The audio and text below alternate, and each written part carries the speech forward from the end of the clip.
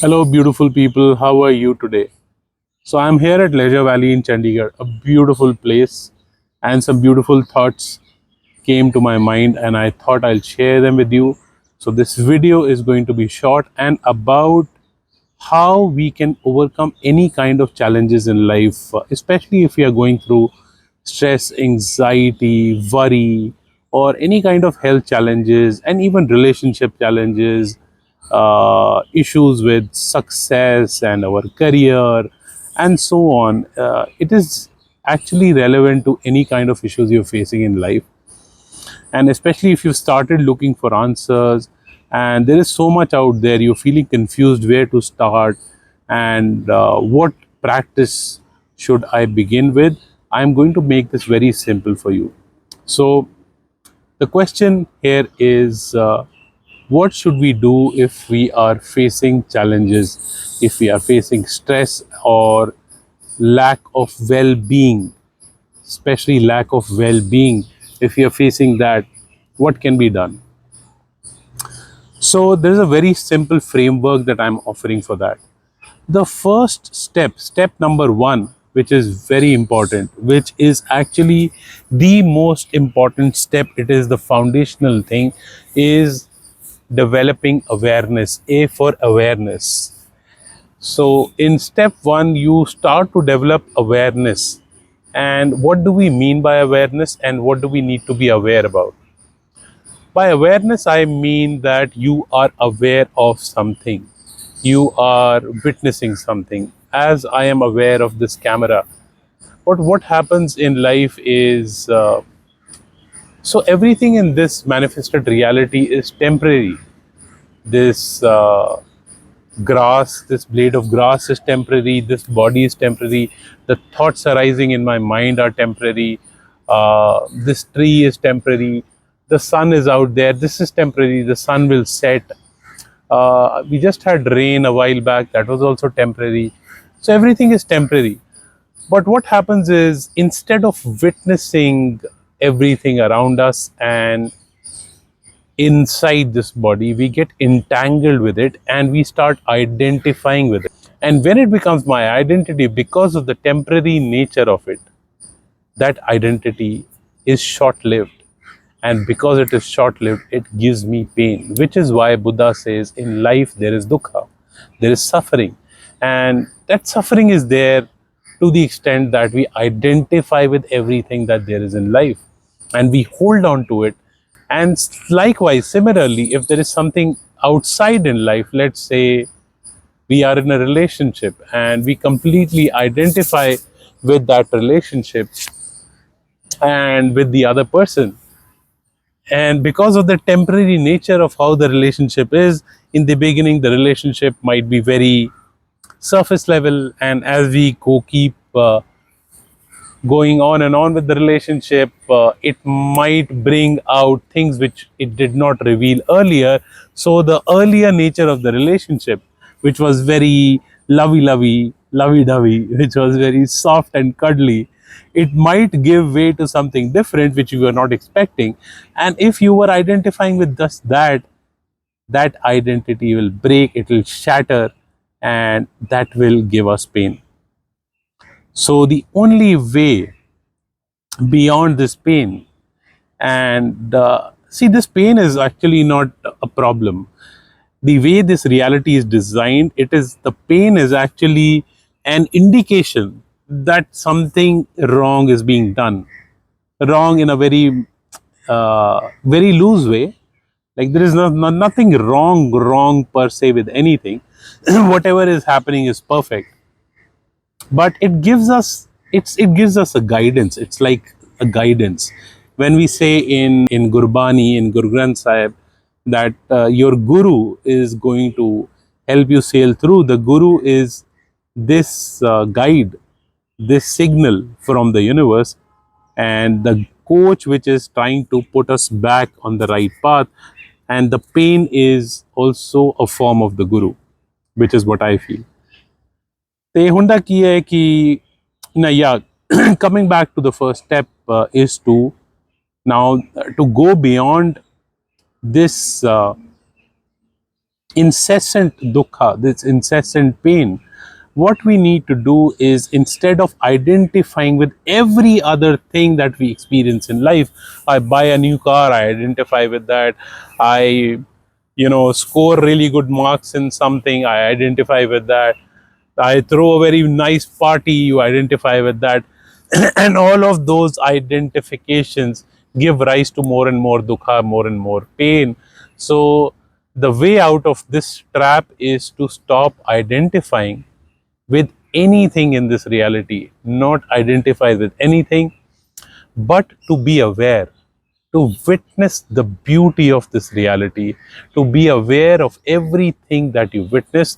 And the first step, the most important step, the step number one, is to develop your awareness. Most of us, the way we live, have are not aware. We are living in an unaware, unconscious fashion, going going about life without being aware of, first of all, to begin with, the body, aware of how my body feels at, like, each and every cell of my body.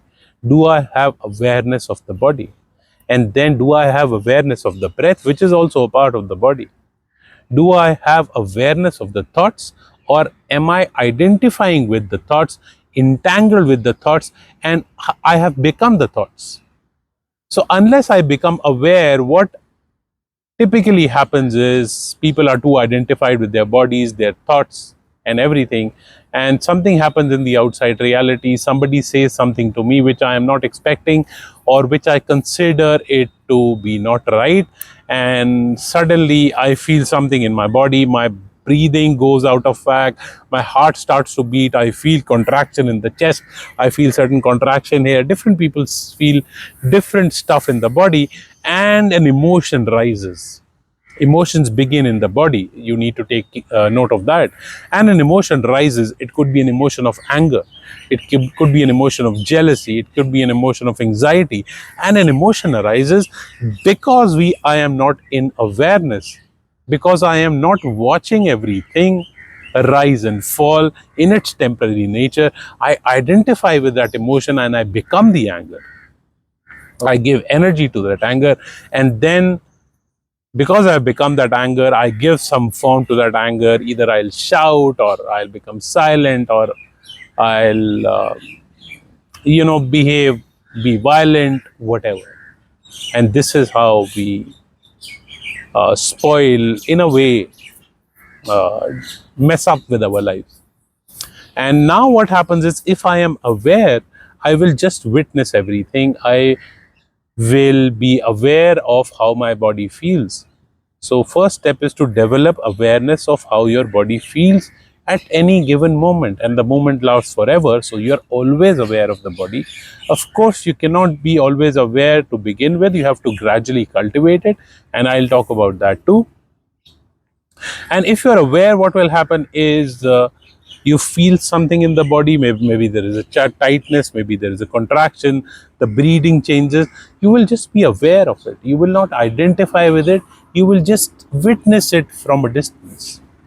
And because you're aware of it, you will not identify with the emotion also, whether it is an emotion of anger, anxiety, jealousy, fear, whatever it is, and you will witness that too. And because they are witnessing, the emotion will be short lived, as is everything else in life. The emotion will rise, you will witness it, it will rise in strength. How it will rise in strength? It will stagnate more and more energy inside you, and you will feel more and more inside the body.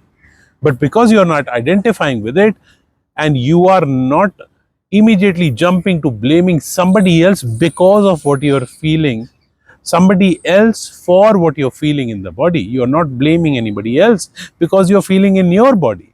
So how can somebody else be blamed for it? This is your feeling. So instead of, if you had you entangled with it, you would jump to blaming somebody else. Now you will not jump. You will just completely feel what is going on in your body. You will completely witness it. And as the feelings will change, they will rise, there'll be more contraction, and at certain point in time, it will go away. Just like a cloud comes in the sky, the sun goes behind the clouds, and then the clouds pass, and the ray of the sun, the light hits your face, and suddenly there is light again. The play in this reality is very similar to what is going on inside of us. You can see the emotion, the anger as the cloud hiding the light of the sun, and there being darkness. If you identify with the darkness, you will become the darkness, and you will manifest the darkness in your life by being angry, by being violent, by spoiling your relationships, your life, and you will become the darkness. But if you don't identify with it, you are just a mere witness, and you are in awareness. You are just aware of the cloud, like you are aware of the cloud sitting here and you're seeing the clouds. You are not feeling any anger or emotions, right? Because you're just seeing them. Oh, and you're enjoying it.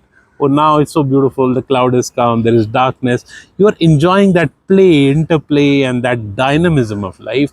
Similarly, you will just witness and enjoy watching whatever is going on inside your body. So, now step one, I think, is clear. If there are questions, please make sure you type them out in the comments. And how do you practice step one? I think I'll limit this video about step one only, and step two can be another video. So, how do you practice step one? So, to begin with, see, the easiest way to practice step one is to just be aware all the time. Just practice awareness of your body, your thoughts, the feelings in your body, your surroundings all the time. But that might be a little challenging and overwhelming to begin with, as it was for me as well. And still, it gets overwhelming if I am not in my practice in a very consistent manner. So, what I will advise is begin by establishing a practice like meditation. Meditate every, let's say, every morning for 30 minutes. And if 30 minutes is too much, start with 5 minutes or 2 minutes and keep increasing that. What kind of meditations? Look up YouTube, any kind of meditation that works for you. And if you would like me to offer any meditations, there are a ton of meditations on my channel. I did a 21-day meditation challenge. So I uh, slowly anchored people into a discipline of meditating. And the first week of meditations were about being aware of the body. So you can go through those meditations and practice them for the first week. The second week of meditations were about being aware of your thoughts by anchoring on the breath. So you can practice those meditation where you're aware of the thoughts and you're not entangling into the thoughts. As an example, let's say a thought comes into your mind, oh, that guy did something wrong to me. He cheated me. And now if you entangle with the thought, you'll be like, I did so good for that person. Why did he cheat me? This is so bad. Why do I always get cheated? Why is like the world like this to me always? And you will go on in this trip, in this story. And it'll spoil your feeling, your day, and everything. It'll ruin everything for you. So instead of doing that, what you will do is the thought arises, why did that person do bad to me? And you will just witness that thought and it will go. Don't have to actively think about it by engaging in that thought. That is meditating. So this you can do for another week. And then the third week is about here and now, about awareness of the here and now, where you're aware about all your senses, the sounds you're listening, your breath, your body, whatever you're feeling, the sensations, the taste, the smell, the whatever you can see, with your eyes closed, whatever you can visualize, and with your eyes open, whatever you can see, and of your thoughts. You're 360-degree aware of this moment to an extent that you are living the moment completely, instead of living the moment through your thoughts by being entangled into your thoughts. So the third week you can practice that, and of course you can pace it in your own way. You can choose to practice the first type of meditation for a month, for 6 months, whatever, or maybe some other meditation, whatever works for you.